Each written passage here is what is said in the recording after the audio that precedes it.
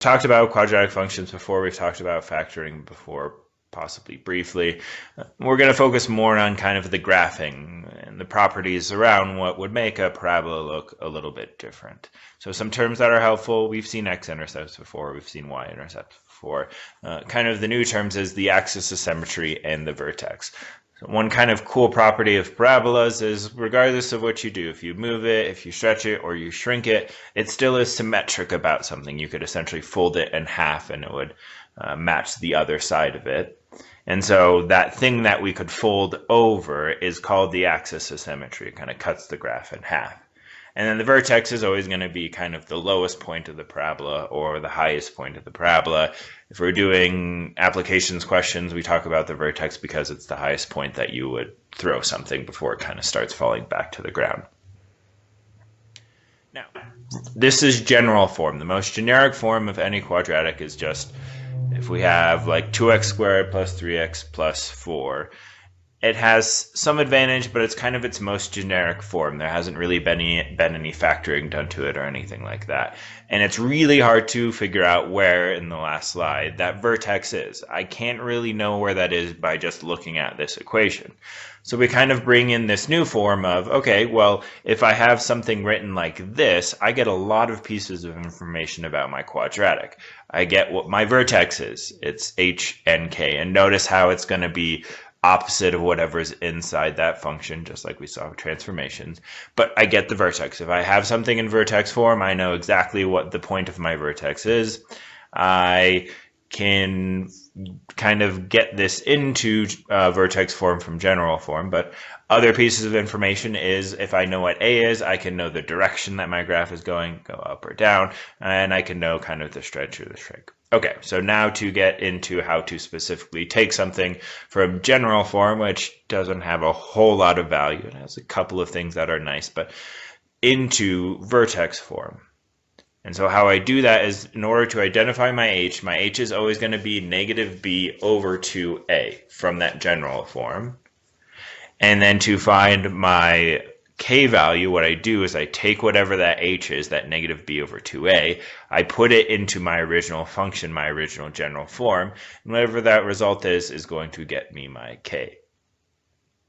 A lot of notation, a lot of numbers flying around, letters flying around, I guess just letters flying around. So let's see it in practice. It's actually not too terrible of a process. So here's something in vertex, or not vertex form. This is general form. This is something I want to get into vertex form. And so I do that by finding my h. My h is negative b over 2a. Well, the b term is always what's in front of the x. The a term is always what's in front of the x squared. So I have negative 4 over 2 times 2, which is negative 4 over 4, which is, nicely enough, negative 1. Now I take that negative 1, I plug it back into my function, and I get, well, if I replace all the x's with the negative 1s, get 2 times negative 1 squared plus 4 times negative 1 minus 9 gets me 2 times 1 minus 4 minus 9 gets me negative 11. So that's my vertex. And then the only other thing that I need to know for vertex form is my a value. Well, I didn't really talk about how to find my a value in the last slide because it's so easy. My a value is already given to me if I have general form. It's the thing in front of my x squared. So I don't really have to do any additional work to find my a. But now I have my h, I have my k, I have my a. This is my vertex form. Now I just fill in the blanks. I put my h in, I put my k in, I put my a in. Well, the only thing that looks a little bit different is, yeah, my h was negative 1, so it's x minus negative 1, which becomes positive 1. Or you can always kind of think I'm going to flip my h sign when I put it into vertex form, and then everything else is as expected. A is 2, and k is negative 11. Now, another piece of information that we can get from vertex form, and I didn't really mention, is domain and range. Well, that's a little bit misleading. Domain is easy for any quadratic equation. That doesn't fall into case 1, case 2, or case 3 of my, doesn't fall into case 1 or case 2 of my domain. So it's case 3. It's all real numbers, or negative infinity to infinity. While the range is, well, it depends. If my a is positive, then my range is going to be the value of the k value of my vertex up to positive infinity, my parabola is going to be facing upwards. Or if my a is less than 0, then my range is negative infinity up to k. My parabola is going to be opening down.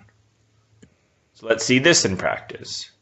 I have f of x is equal to negative 4x squared plus 6x minus 7. Well, I already see my a is negative 4, and so my range is going to kind of be that second case. But we might be getting a little bit ahead of ourselves. So for starters, we need to find k. In order to find k, I find h first.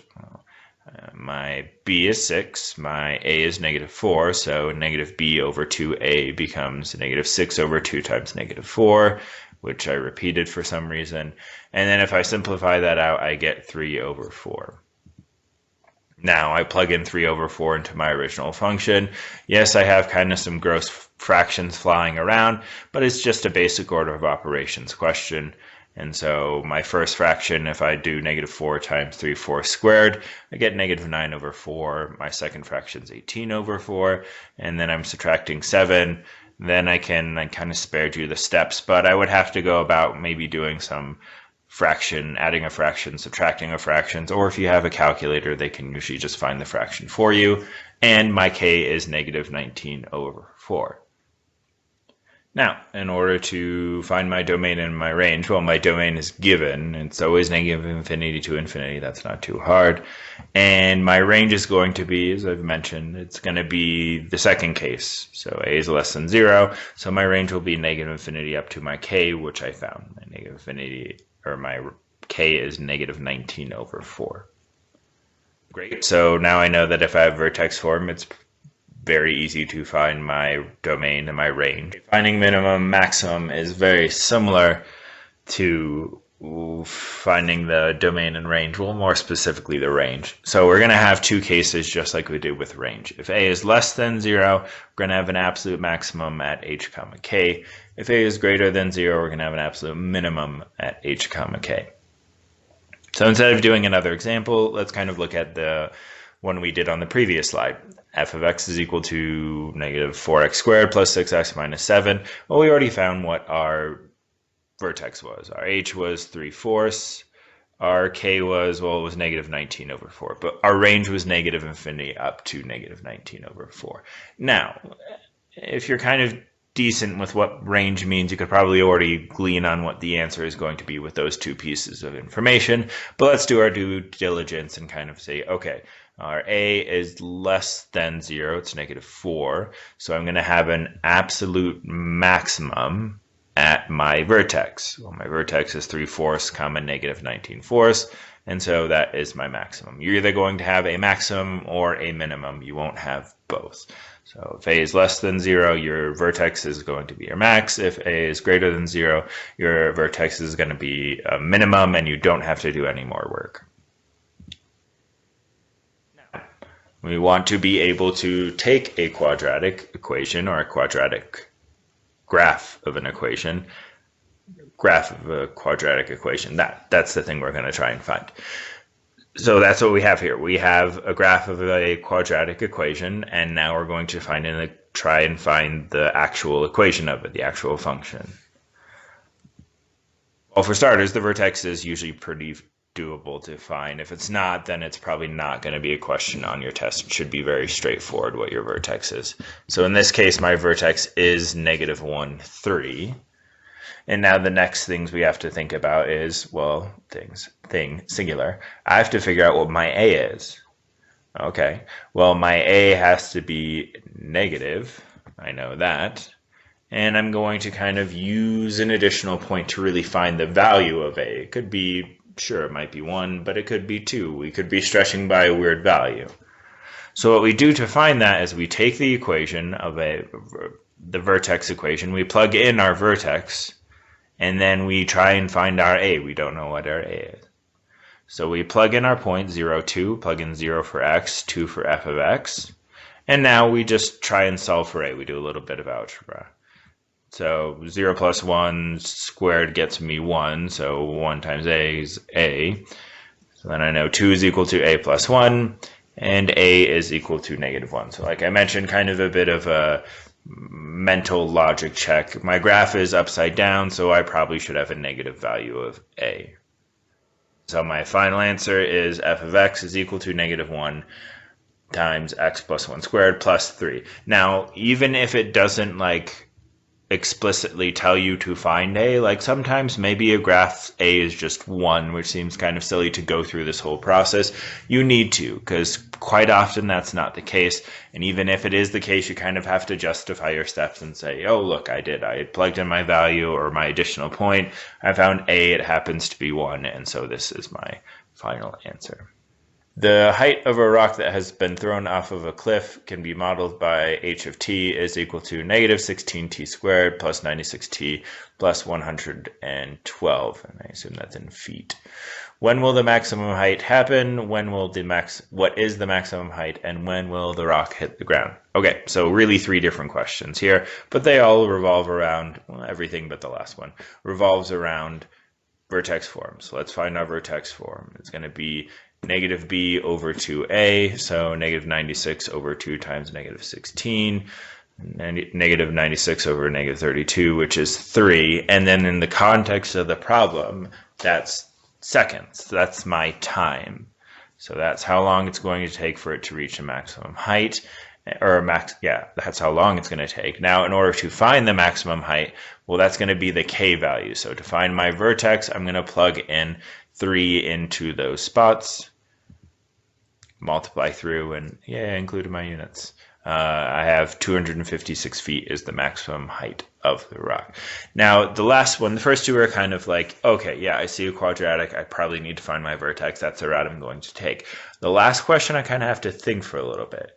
It says, when will the rock hit the ground? Okay, maybe you could picture that on the graph. It's kind of be a parabola is flying up and then kind of falling down, hitting the ground. And now logically we have to think, okay, what's the height of a rock when it hits the ground? It's 0, right? The height would be 0. It's going to hit the ground. It's no longer off the ground at all. And so what I'm going to do is I'm going to plug in 0 for my h. And then, well, there's a lot of strategies we could use. We could use the quadratic formula.